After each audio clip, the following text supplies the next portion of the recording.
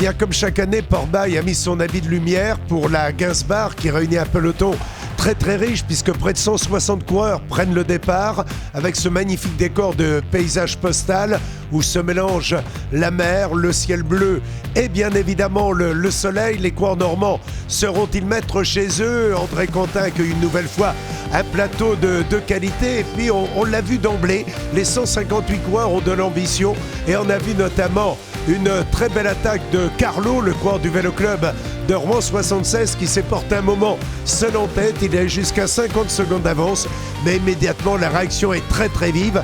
Nous ne sommes qu'au début de l'épreuve et évidemment nous allons avoir des informations importantes et intéressantes au fur et à mesure que la course va évoluer.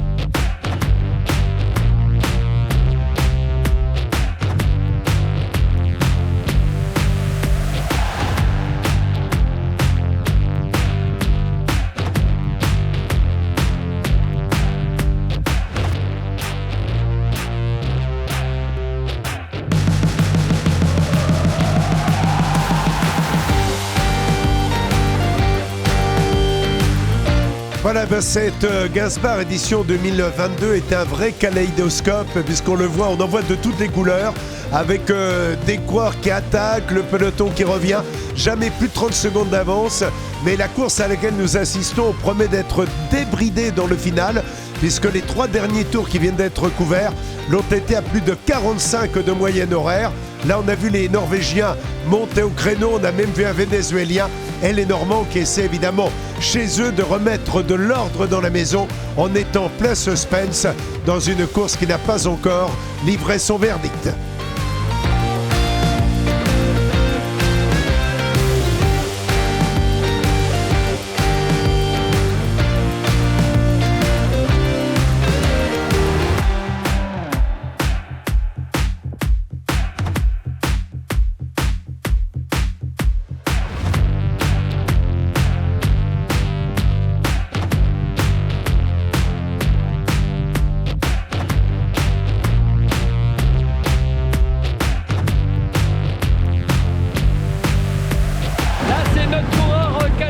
Lucas Caron qui vient chercher les consignes.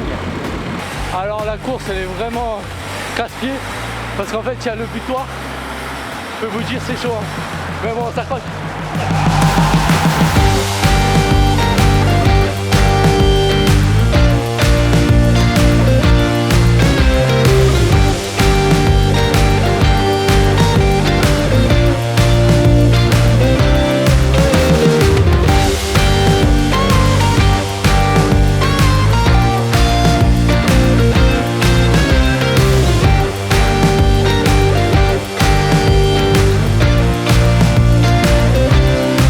Voilà, eh bien la fin de course a été évidemment extrêmement vive. On a eu une quinzaine de coureurs en tête, même 22 coureurs au commandement. Et puis à un moment, 7 coureurs ont été décrochés du groupe de tête. Le peloton s'est regardé un petit peu.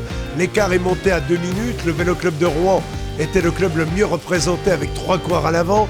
On avait Dinan également avec 2 coureurs.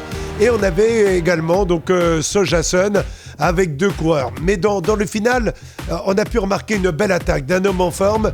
Il s'appelle Thibaut Mador. Il porte les couleurs du Paris Cyclisme Olympique. Il triomphe avec une dizaine de secondes d'avance. Il a 26 ans.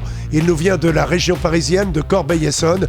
Et aujourd'hui, il s'impose de belle manière dans la Gainsbar. Une victoire pour un club en région parisienne de division nationale 1. Et on peut penser que Thibaut Tabor est parti pour réaliser une belle saison. En tous les cas, il s'est mis en confiance par la victoire obtenue aujourd'hui. Demain, rendez-vous bien évidemment pour la Gilard à Saint-Sauveur-Landelin.